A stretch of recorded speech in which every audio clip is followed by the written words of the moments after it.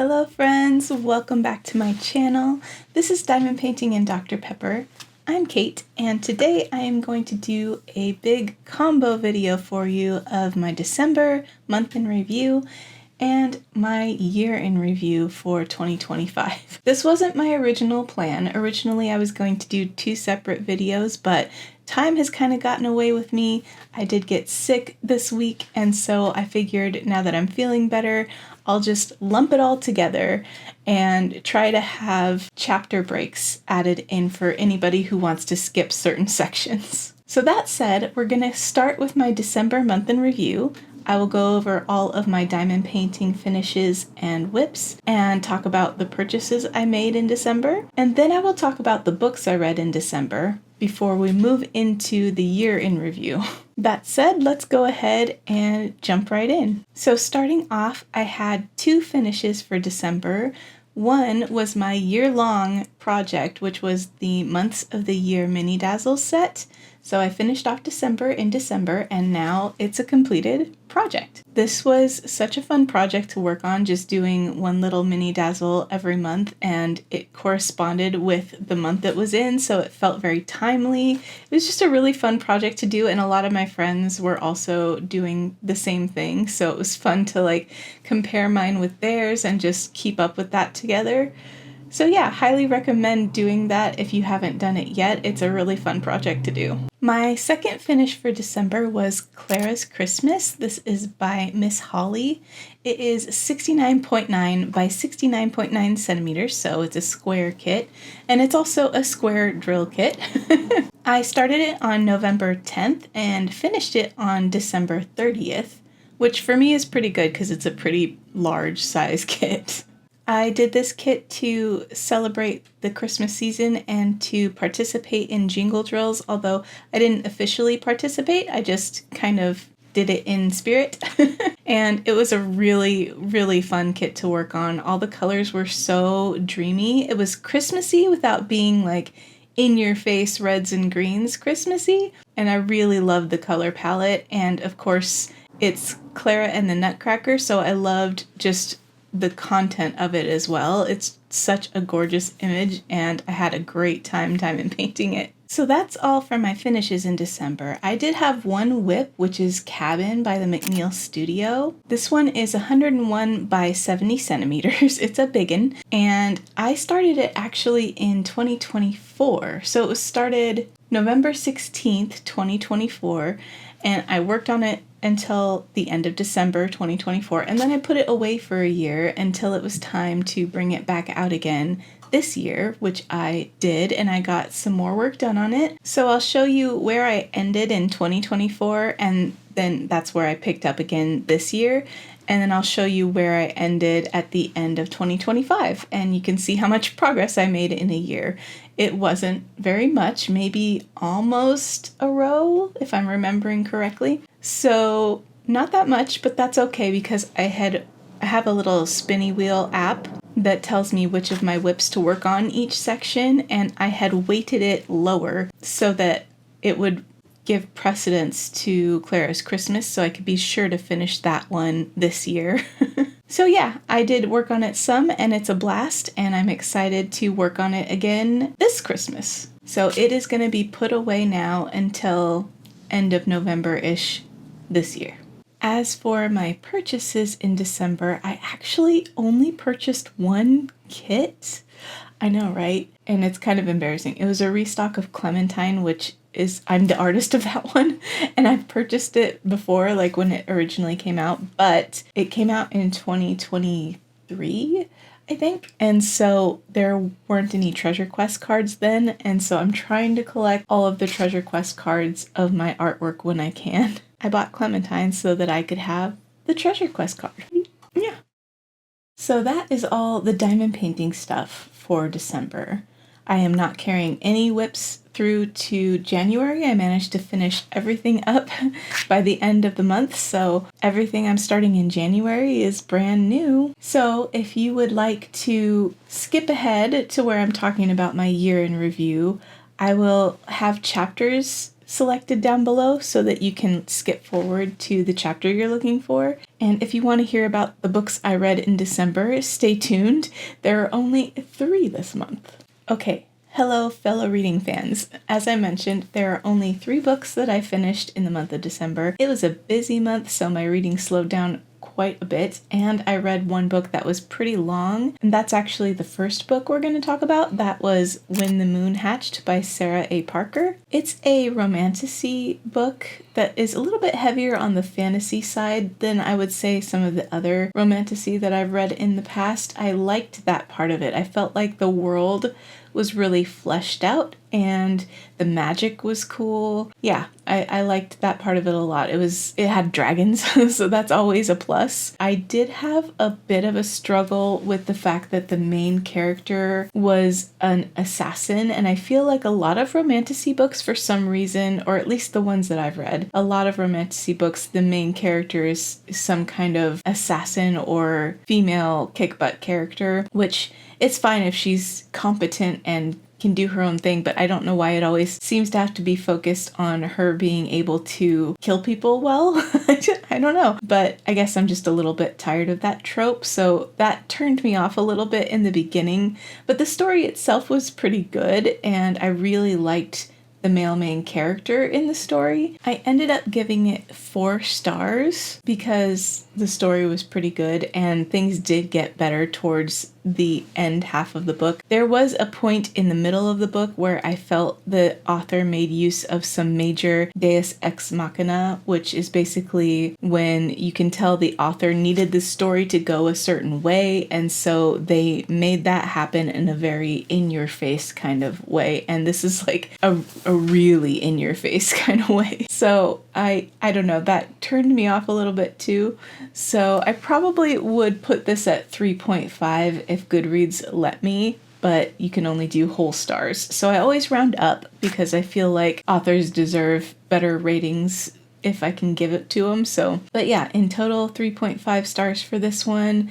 It was fun. It was a fun ride. I don't know if I'll be continuing the series, but I'm glad I read it. Casey really likes this one, my son, so I was glad to be able to talk to him about it and all that stuff. And then second in December, I read Good Spirits by B.K. Borison. This was for Natalie and Michaela's book club, and I really enjoyed this one. I also gave this one 4 stars, but it's like a legitimate 4 stars. So I had a lot of fun reading this book. I liked the premise, which was basically similar to like Ebenezer Scrooge and the Ghosts of Christmas Past, Christmas Present, Christmas Future. This is about a woman encountering the ghost of Christmas Past, except in this world, ghosts are corporeal, like you can touch them, see them. If you're not interacting with one for something like this, where they're taking you to your past to discover what you did wrong, etc.,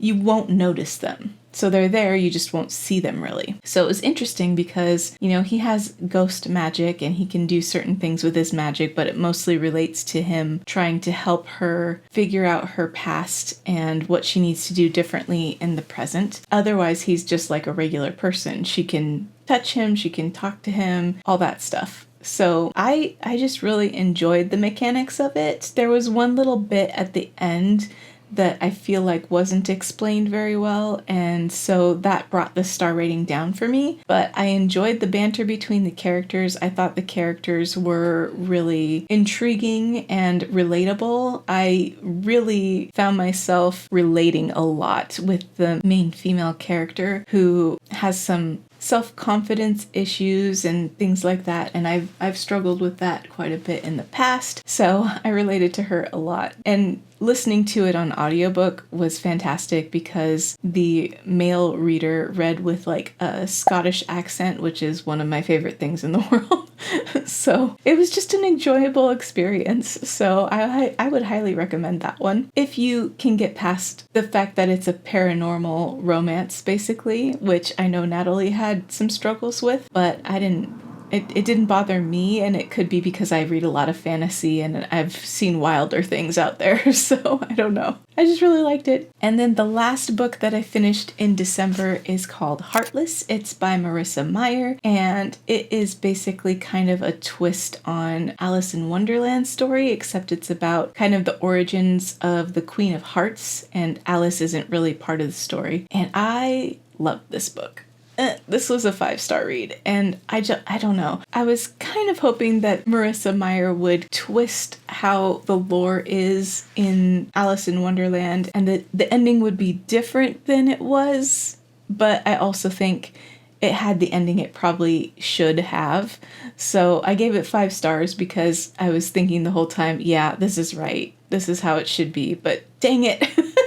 But I really loved the characters in this book, and especially one in particular. The male main character reminds me of my favorite character in Brandon Sanderson's novels, and so I really enjoyed comparing those two while I was reading, and it was just really fun. The world itself was really fantastical and magical and just such a blast to read about, and I liked seeing some familiar characters in a different way, like the Mad Hatter and stuff like that, and seeing her take on them, because, you know, there are a lot of stories out there, like Once Upon a Time, for instance, that have Alice in Wonderland characters, and they're all portrayed in kind of different ways depending on which show you're watching or book you're reading, and I always love seeing the different iterations of them, so that was another fun part of this book. Really enjoyed.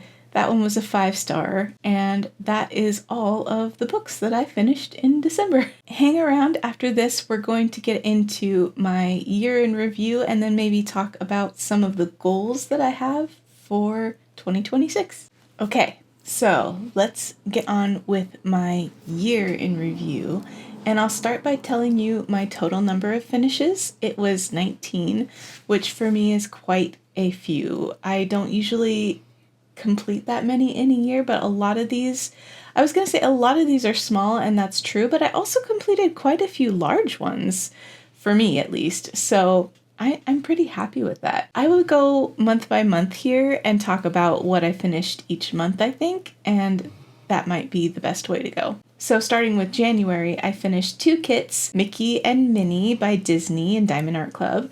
They are both little 9x9 rounds, and I started Minnie on January 22nd and finished her on the 23rd, and then Mickey I started on the 24th and finished on the 25th.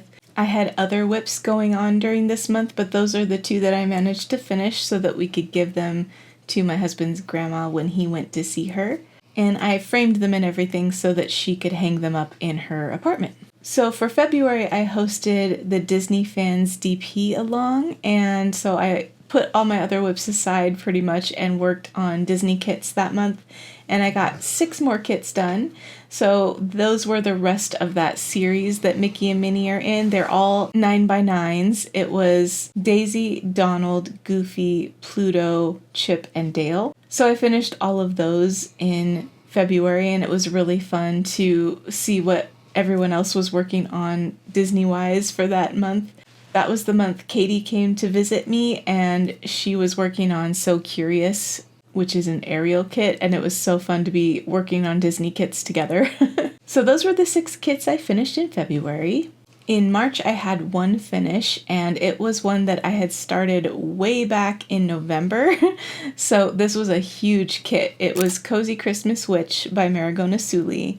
It was 69.9 by 98.8 centimeters, so a pretty big one, and it took me several months to finish because I was working on other whips too at the time, in between working on this one. I just loved this kit. It was so fantastic, but I was glad to be finished with it once March came around because it was technically my Christmas whip, so it went on a little longer than I would have preferred, but I'm still so glad I worked on that one last year because I loved every second of working on it. And then I didn't have any finishes in April, but in May I finished my 50th finish ever, and it was a special one. It was Artsy Girl by Mrs. Butter D, and it's also my favorite finish ever. So it still is number 1 in my book as far as every diamond painting I've ever completed. It's so much fun. I love that kit. It is still hanging right past where you can see in this video, and I get to look at it every day and it makes me happy. I had started that one in March and worked on it until May 26th. That one was pretty big too. It was a square kit like Cozy Christmas Witch, and it was 65 by 89.9 centimeters. Moving on to June, I had one finish, and that was Big Sis by Ivy Dollamore. This was another square. I started it in May for the Ivy Dollamore DP Along that was hosted by Michaela, Ashley, and Courtney. This one is 55.8 by 70.7 centimeters, so a little bit smaller than the two I had just previously finished, so it went a little bit quicker and I was able to get it done in under 2 months and finished it on June 27th, and it was so much fun to do. It was one I'd had in my stash for a while, and it was a good time working on one that I had been kind of hoarding for a while, just waiting for the perfect time to do it, and it was the perfect time to do it. I had so much fun with that one. I also had a finish in July, and that was Friends of the Rainbow by Disney. This one I had done for Pride Month, so I started it on June 2nd, and I finished it July 22nd, and it was just such an easy, fun color blocking kit. There was so much color blocking in that kit, but the rainbow behind the characters was all iridescent drills, and it turned out so pretty. Like, I saw the sparkles in my eyes every time I worked on that kit. It was just a blast to work on. It was so much fun. So that one too, I finished in under 2 months. It was another square, and it was 69 by 60 centimeters, so not super huge, but it went really fast. Also, I'm gonna say I am very sorry if you can hear my dog Max snoring. He's literally right at my feet and he's not very quiet. Then in August, I had 2 finishes. I finished Enchanted Forest by Safina Art. This is a 42.6 by 42.6 round kit, and it's another one that I had had in my stash for a while and I had been really looking forward to doing it. This one was fun because it had some oversized drills on it, and those were really fun to work with. I started it on July 24th and finished it August 8th. It was a really small kit, so it went really fast, but it was super fun. I loved the style of this artwork, and the 2 cute unicorns in it were just adorable. The colors were really unique. I thought it was just one of those kits that I'm really glad I was able to pick up and work on. And then also in August, I finally finished my Way of Kings kit by Dragonsteel. It is 86 by 45 centimeters. It's a round drill kit. They're acrylic drills, it's computer rendered, it was a ton of confetti. I'm not super happy with the way that the rendering turned out, unfortunately, but I was super excited to be able to work on a kit that was based on artwork from my favorite book series, and it was licensed. I'm considering maybe purchasing the other Dragonsteel diamond painting kit, which is like a world map of the planet that series takes place on, and I thought that might be fun to have as a long-term whip too, so we'll see if that happens. But I started this one February 18th and finished it August 11th, so it took me quite a while. It was definitely a lower priority for me finish-wise than some of the other whips I had in progress, so it wasn't weighted very high on my whip wheel, so it didn't get spun a lot. But I finished it eventually, and I'm glad I did. I'm really glad I had the opportunity to work on that one. And then September, I also had 2 finishes. The first one was Witch Bedroom by Mrs. Butter D, and I thought this would be the perfect transition kit from August into September, like from summertime into Drills and Chills time, because the colors in it are very sunset-like, kind of pink and a lot of pink and purple, and I felt like that was more of a end of summer kind of color palette, but not really a fall color palette. But the artwork itself is of a witch in her bedroom, and that was very Drills and Chills coded, so it wasn't my Drills and Chills official entry, but it was a nice kind of entry into the season of Drills and Chills, which is my favorite event to work on during the year. So I started that one August 14th and I finished it September 7th. It's a square drill kit and it was 42.9 by 60.7 centimeters. So not very big, but really pretty, and I enjoyed working on it a lot. I took this one with me when I went up to Washington with my kids and I worked on it in the hotel room, and it was easy to tote around. I'm so glad I fit that one in before Drills and Chills started. And then my second finish of September was my official Drills and Chills entry, which was Halloween Cat by Puffy Gator. This one is a round kit that I have been wanting to work on for a couple years and just hadn't gotten to it, and so I made it a priority this year that this was going to be my Drills and Chills entry. It was 50.7 by 50.7 centimeters, so not very big, but a little bit bigger than some of the ones I had been doing like the month before, and it was such a joy to work on. The color palette was perfect for fall. The cat was adorable. I loved his little blep tongue. He was so cute. I had just a blast working on this, and I got it done, let's see, I started at September 6th and finished it September 21, so I felt like I flew through it. And because I got that one done so fast, I went ahead and started Halloween Bedroom by Mrs. Butter D. I did a lot of Mrs. Butter D kits this year, and I'm not mad about it. But I started Halloween Bedroom on September 28th, which was like a week after I finished the Puffy Gator kit, because I wasn't sure if I wanted to start it or not, because I didn't think I could finish it by the end of October, but it turns out I finished it on Halloween night. I finished it on October 31st. This one is a 65 by 91.8 centimeter kit, and it's in squares. I absolutely loved working on it. It was definitely a rainy day kit for me, and that was another reason I wasn't sure if I wanted to work on it, because I was trying to savor it a little bit longer, but I got talked into it by some friends and by myself, and I ended up absolutely loving it, and I'm so glad I worked on it this year, because now it's done and I have it and I can look at it anytime, and I really enjoyed working on it. So that is Halloween Bedroom by Mrs. Butter D, and it was my only finish in October. And then in November I didn't finish anything, but by December I had 2 more finishes, which I just talked about earlier in the video, but that's Clara's Christmas and the Months of the Year Mini Dazzle set. So that ends us with a total of 19 kits. Okay, the last thing that I want to talk about is my goals, I guess you could call them, for the year 2026. I don't really make goals per se, but definitely like some things I'm keeping in mind that I want to work towards this year.